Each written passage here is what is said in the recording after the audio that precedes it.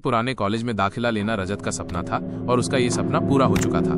पर हॉस्टल में कमरा न मिलने की वजह से वो परेशान हो गया था। तभी वार्डन ने उसे एक अजीब सा कमरा ऑफर किया, माइनस कोठरी नंबर 13। इस कमरे के बारे में एक खौफनाक दास्तान थी।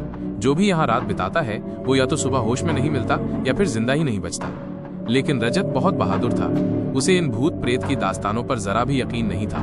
उसने हंसते हुए कहा, अगर भूत होता तो अब तक मैं मर गया होता। ये सब कहते हुए रजत ने पूरा दिन उसी कमरे में बिता दिया, मगर उसने कहीं भी भूत को नहीं देखा। उसने हंसते हुए अपने सारे दोस्तों से कहा कि देखा, भूत वूत नहीं होते, ये बस हम लोगों का डर होता है। मगर रजत को नहीं पता था कि अभी रात होना बाकी है।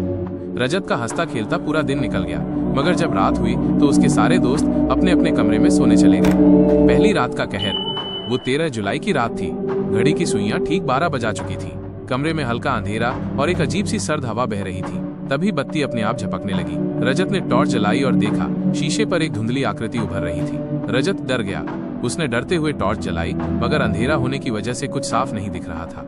उसने डरते हुए पास जाकर देखा तो शीशे पर लिखा था, मुझे आजाद करो। ये शब्द शीशे पर खून से लिखे थे, पर जैसे ही रजत ने उसे पहुंचा, शीशा साफ हो गया था। अगले ही पल अलमारी का दरवाजा खुद ब खुद खुल गया था। उसके भीतर एक और दरवाजा था, माइनस छोटा, लोहे का। रजत ने उसे खोला और वो सीढ़ियां नीचे तहखाने की ओर जा रही थी।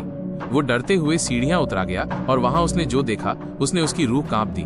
दीवारों पर बच्चों के चलने के निशान थे। एक पुराना झूला बार बार खुद ब खुद हिल रहा था और उसने एक कोने में एक जली हुई चेहरे वाली औरत खड़ी देखी। उसके बाल बिखरे हुए थे, आंखें सफेद थी और मुंह से बस एक ही शब्द निकल रहा था, 13वां नंबर है। ये सब देखकर रजत बेहोश हो गया था। वो चक्कर खाकर वहीं गिर गया था। उसके बाद रजत के साथ क्या हुआ किसी को नहीं पता चला।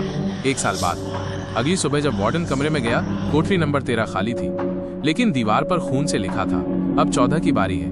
वार्डन ने 13 नंबर कमरे का दरवाजा बंद किया और उसमें ताला लगा दिया, ये सोचकर कि अब रजत के साथ वही हुआ है जो सबके साथ होता चला आया था। 1 साल बीत चुका था। कॉलेज में नए स्टूडेंट्स आए। उनमें अनन्या नाम की एक तेज तर्रार और जिद्दी लड़की थी, जिसे किसी चीज से डर नहीं लगता था। जब उसे हॉस्टल में कमरा नहीं मिला तो वार्डन ने मजाक में कहा, अगर चाहो तो 13 नंबर कोठरी खाली है, पर उस पर भूत का साया है। अनन्या ने हंसते हुए जवाब दिया, भूत से डरने वाले डरते हैं, मैं तो मौत से भी नहीं डरती हूँ। और उस रात उसने कोठरी नंबर 13 में कदम रखा। रात 12 बजे, डरावना अनुभव। जैसे ही रात 12 बजे बत्ती गुल हो गई, कमरे का पंखा बिना बिजली के चलने लगा। दरवाजे की कुंडी अपने आप बंद हो गई। अचानक दीवार पर वही शब्द उभर आए, मुझे आजाद करो। अनन्या ने अपना फोन निकाला, पर वो डेड हो चुका था। कमरे का तापमान अचानक 5 डिग्री सेल्सियस तक गिर गया था। फिर शीशे में एक चेहरा नजर आया। अनन्या को दिखा। वो और कोई नहीं था, वो रजत था, जो पिछले साल उसी 13 नंबर वाले कमरे में लापता हो गया था। रजत का चेहरा जला हुआ था।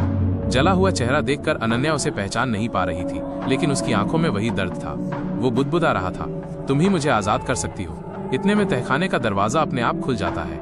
अनन्या ने देखा, उसमें सीढ़ियां बनी हुई थी। तहखाने का रहस्य खुलता है। अनन्या ने हिम्मत करके उसी तहखाने में उतरने का फैसला किया जहां से रजत गायब हुआ था। नीचे जाकर उसे एक पुरानी डायरी मिली, जिसमें साल 1954 की एक खौफनाक कहानी लिखी थी। एक रमेश नाम का आदमी था जो बच्चों को किडनैप करता था और इसी तहखाने में उन्हें काले जादू की बलि चढ़ाता था। ये सब बातें उसी डायरी में लिखी थी। अनन्या ने वो डायरी को पहले पूरा पढ़ा और उसको अपनी बैग में रख लिया था। उसमें यह भी लिखा था कि आखिरी बच्चा रजत जैसा दिखने वाला था, इसलिए उसने रजत को भी किडनैप कर लिया था और वो रजत की भी बलि देने वाला था। वो रजत को मारकर उसकी भी आत्मा को कमरे में कैद करने वाला था। तभी पीछे से किसी ने अनन्या के कंधे पर हाथ रखा। वो पलटी, कोई नहीं था, लेकिन अब सामने वही औरत खड़ी थी, जले हुए चेहरे वाली, जो बुदबुदा रही थी, तू नहीं बचेगी। 14वां हो गया अब। तुझको भी मारकर तेरी भी आत्मा को कमरे के तहखाने में कैद कर लूंगी। और जोर जोर से हंसने लगी, हा हा हा हा। क्लाइमैक्स, आत्मा की मुक्ति या मौत। अनन्या ने उस औरत को मारने के बारे में डायरी में सब पढ़ लिया था कि उससे कैसे खत्म किया जाएगा। अनन्या को समझ आ गया था कि अगर वो उस डायरी को जला दे तो आत्माएं आजाद हो सकती हैं। उसने माचिस जलाई। जैसे ही डायरी जलने लगी, पूरा तहखाना कांपने लगा। दीवारें खून से लाल हो गईं, भूतों की चीखें गूंजने लगीं और आखिर में एक जोरदार धमाका हुआ। ये सब देखकर अनन्या बेहोश हो गई। सुबह और एक नई शुरुआत। जब उसको होश आया तो उसने अपने आप को हॉस्टल के फ्रेंड के कमरे में पाया। उसने पूछा, मैं यहाँ कैसे आ गई? तो उसके फ्रेंड ने बताया कि तू हॉस्टल के तहखाने में चली गई थी।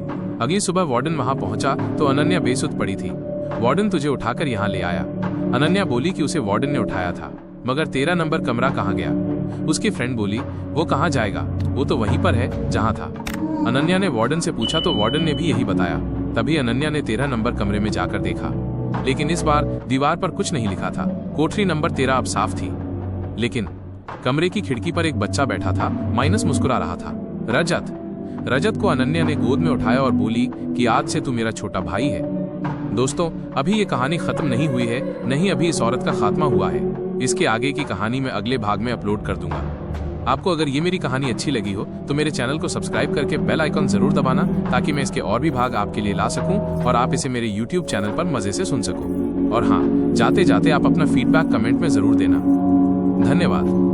प्लीज यार, चैनल को जरूर सब्सक्राइब कर देना, क्योंकि बहुत मेहनत से स्टोरी लिखी है मैंने। पूरा एक दिन लग गया भाई, कुछ तो सपोर्ट कर देना आप लोग।